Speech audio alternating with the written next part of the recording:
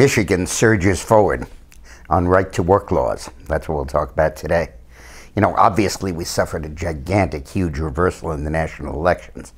But that is not stopping the real revolution that has been going on under the surface, led by the governors of the various states, to limit the power of public and private employee unions so they don't have a stranglehold on state government or on faltering state economies. Michigan took the best step this past week when it passed a right-to-work law. Right-to-work law is very simple.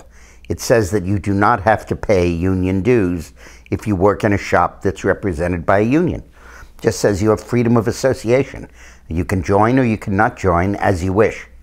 And the unions hate that provision because their revenue base consists largely of people that don't want to pay it, but that have to pay it as a precondition of working there. Teachers, other public employees, construction workers, longshoremen, you name it.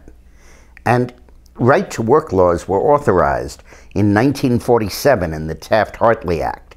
They're allowed to be enacted, but so far, Michigan is the 25th state to pass this, and I don't believe any has in the recent past.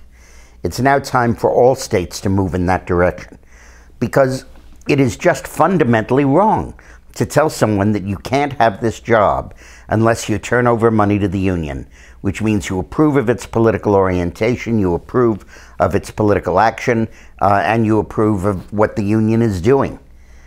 Look, let's look at the overall thoughts about unions in this country.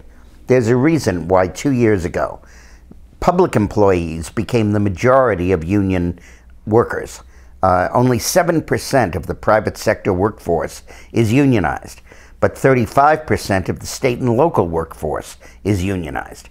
And that's because, fundamentally, private sector unions can't protect their workers anymore, because the opposition is not some non-union employer, it's China or Japan or other countries that have dirt-cheap wages, and the unions can't compete with that. So what's happened is that more and more of the efforts of organized labor have gone into the public employees, where there is no foreign competition and where there's a right to tax. And the taxpayers have no choice but to pay the money. They're captive mandatory consumers. Well, that's okay. They should be represented by unions, but they shouldn't be mandatory unions. They shouldn't be unions you have to join, because this culture of forced unionization creates corruption, it breeds insensitivity to the needs of the workers. For example, the teachers' unions refuse to go for merit pay, which keeps teachers working at deplorably low wages, even though they're often wonderful teachers. So Michigan really led the way, and it's important for all of us to say thank you.